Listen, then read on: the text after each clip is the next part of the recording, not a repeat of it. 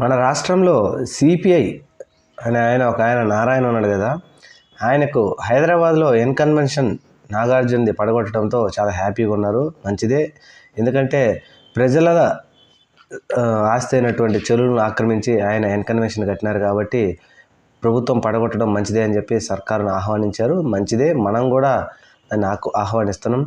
అయితే తెలంగాణలో అది నచ్చినటువంటి నారాయణ గారికి మరి ఆంధ్రప్రదేశ్లో 2019 నుంచి 2024 వరకు అక్రమ కట్టడాలను పడగొడుతుంటే లబోదిబో ఈ ప్రభుత్వం ఈ విధంగా ధ్వంసం చేస్తూ ఉంది.